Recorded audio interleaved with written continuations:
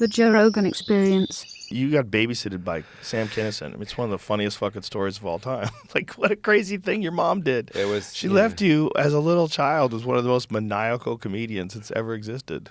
Well, it wasn't. It wasn't exactly like that. It was What was more. it like? It was more like Sam was. I was 14 years old. I was a short order cook at the Comedy Store in Westwood.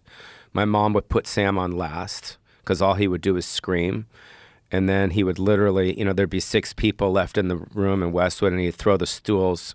He'd throw his stool at the audience members. They'd scamper off. He'd smoke weed in the parking lot, and then he would, I'd feed him hamburgers.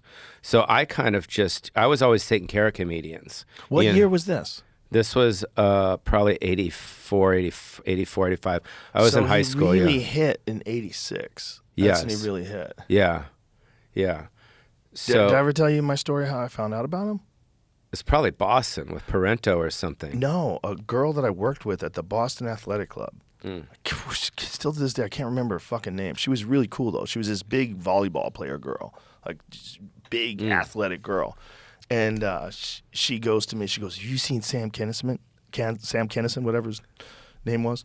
I go, "No, I haven't." And so she acts out in the parking lot the whole bit about him like Ethiopia being or no, something. no, the Homosexual necrophiliacs yeah. having sex with God. Yeah. She acted it out in the Right. parking lot. She's like, oh, life keeps fucking you in the ass even after you're dead. Right. It never ends. Me laughing at her acting it out in the parking lot made me go get the VHS tape.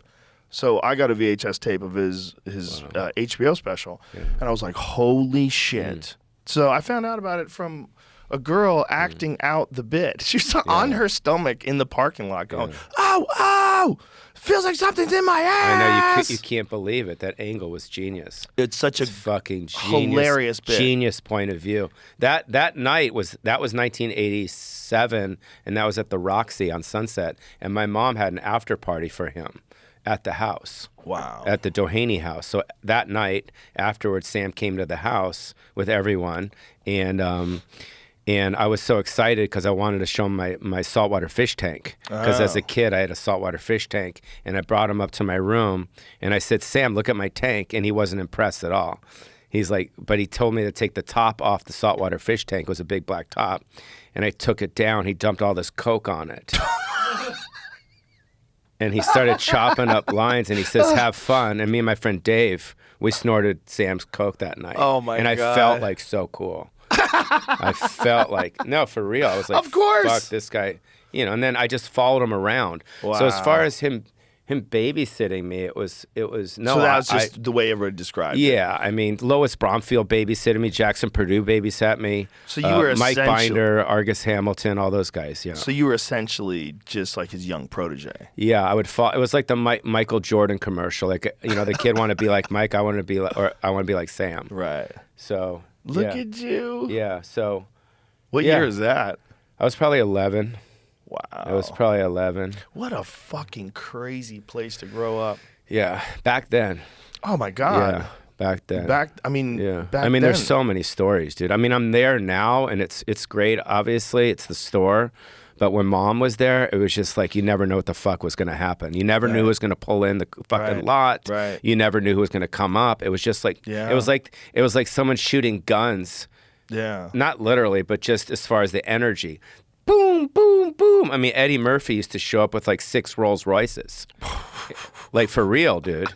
And then Richard would show up, and and all these guys would just roll. And this is around when you got there. It was kind of towards, right? You got there 94. That was I probably saw before when I got there. Yeah, I saw the calendar you had from my mom where she put your name. I thought that was really cool. Yeah, it's very cool. Yeah. So so that was that time. I'm really proud of his Argus. Look at this right here. Argus, yeah. What is that? What year is that?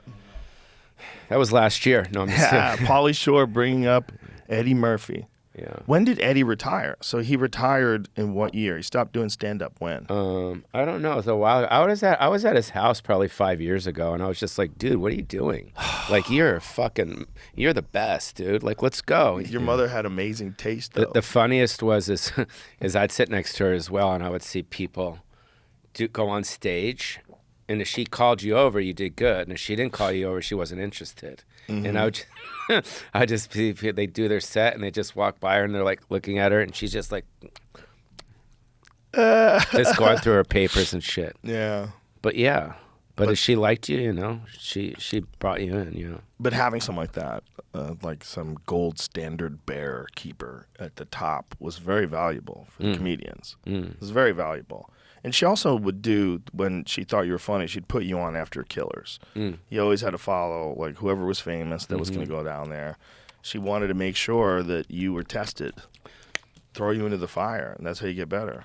She just fucking knew, man. She knew. And it's all things that people talk about now, but I think in her own way, she sort of devised like a modern strategy for getting better at stand-up. Having the environment, which she created, having one person who's like ruthlessly critical that watches over everybody's material and everybody's sets, and then everybody aspires for the approval of your mom. And she had it set up so perfectly. And because she wasn't a comic either, and because she was, you know, she's royalty in the stand-up comedy world, she had everyone's respect. So and she was right. She was right. She knew. She knew what the fuck to tell you. She didn't like Seinfeld. Which was hilarious. Which is hilarious. He lived up the street from me and my mom. So me and my mom would walk the dog, Kelly, her dog, and we would walk by his house. You know what I mean? Oh, there he is. Not happening. You know, rat-tat-tat, New York. That's so weird. Keep it going. Let's keep moving. I'm like, Mom, be nice to him. He's no, let's go. And she just didn't buy into it. That's so funny. You know what I mean? She didn't buy into it. I wonder why. Maybe because he didn't need her. I don't know. Because he had already made it and he had his sitcom. He was Seinfeld. Oh, so he was already on Seinfeld when he auditioned for you? I mean, he'd been on that show for a while. It was around that time. And it was the early 90s, right? Yeah. I don't know what the exact date was. Or Seinfeld. She didn't like it when you were too developed.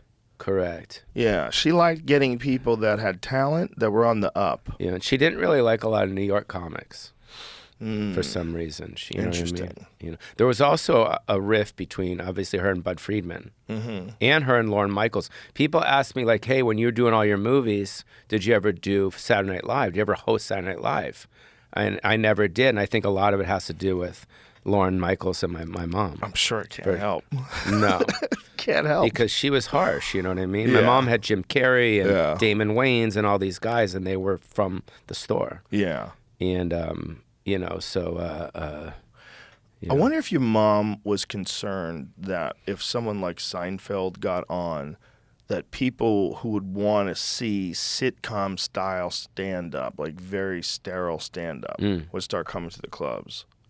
Like, and then you would start getting people going to see people just because they're famous and not really because they're good. I mean, she probably had a method to her approach.